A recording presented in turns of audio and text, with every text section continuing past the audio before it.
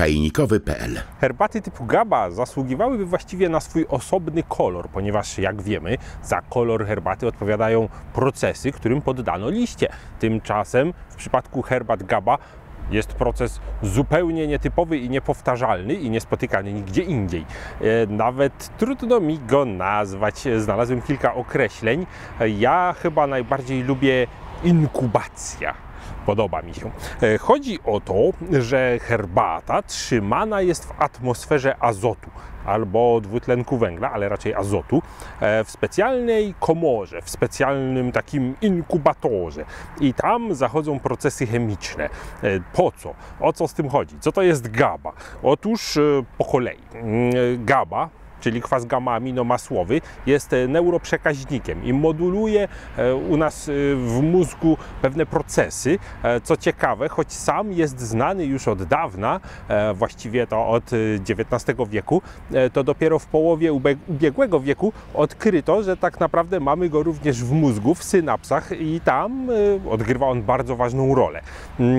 Najbardziej pokochali go Japończycy za to, że kwas GABA ma bardzo konkretne działanie w naszym ciele, w naszym mózgu i przede wszystkim jest bardzo intensywnym adaptogenem, czyli pozwala nam się lepiej zaadaptować do nowych sytuacji, do sytuacji stresowych.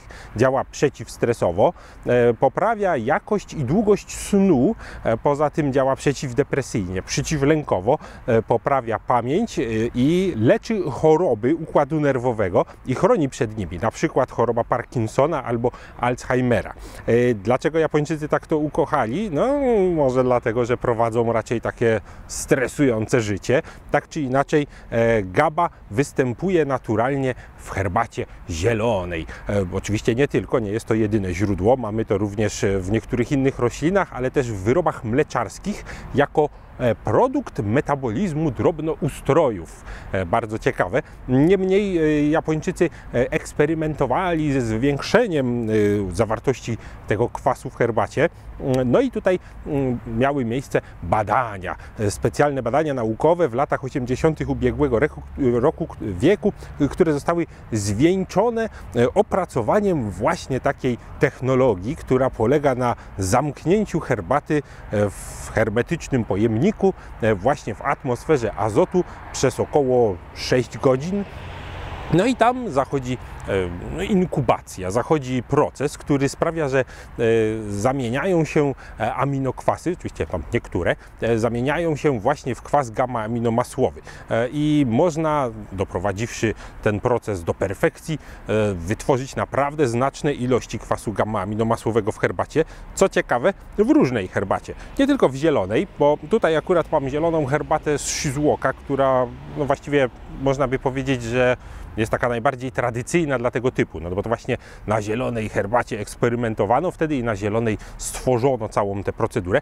Bardzo popularne teraz są oolongi, ponieważ GABA long, czyli taki GABA oolong, to jest coś, co produkuje się szeroko na Tajwanie i przede wszystkim sprzedaje właśnie do Japonii, bo Japończycy ciągle to kochają. Oni sami robią raczej herbatę zieloną, można spotkać też zielone, herbaty czarne z GABA, można spotkać, uwaga, także kawę i kakao, a nawet ryż i jajka. Japończycy do tego stopnia pokochali GABę, że starają się zwiększyć jej zawartość wszędzie, gdzie tylko się da. Tymczasem my mamy właśnie taką zieloną japońską GABA herbatę, którą sobie zaparzymy i sprawdzimy, czy ten kwas gamma-aminomasłowy jest wyczuwalny w smaku, bo jest.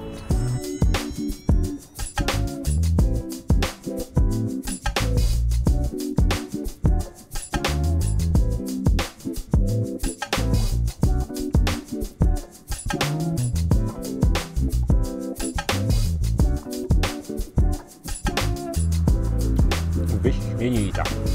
Ja bardzo lubię. Słuchajcie, ona ma maślany smak. To jest bardzo ciekawe. Poza tym, że ma smak oczywiście japońskiej zielonej herbaty i wszystkiego, co nam się kojarzy z dobrej jakości zieloną herbatą z Japonii, to jest tutaj jednak taka nuta no masełka. No wiadomo, że sama nazwa kwas gamma-aminomasłowy nie wzięła się z niczego. Niemniej tutaj jest takie masełko, jakie jest w herbacie. Wiecie, to nie jest tak jakby nabrać łyżkę masła do ust. To jest Nie wiem, czy ktokolwiek coś takiego kiedyś zrobił, ale bardziej takiego maślanego ciasteczka. Ja bardzo lubię maślane ciasteczka. Jakbym popijał zieloną japońską herbatą, takie pyszne, maślane ciasteczko. Takiego shortbreada na przykład. Bardzo dobre.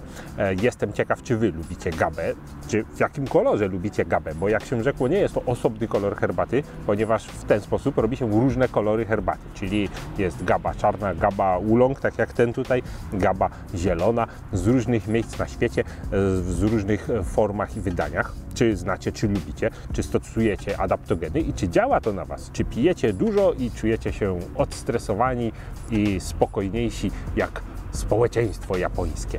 Piszcie do nas. Do zobaczenia na czajnikowy.pl.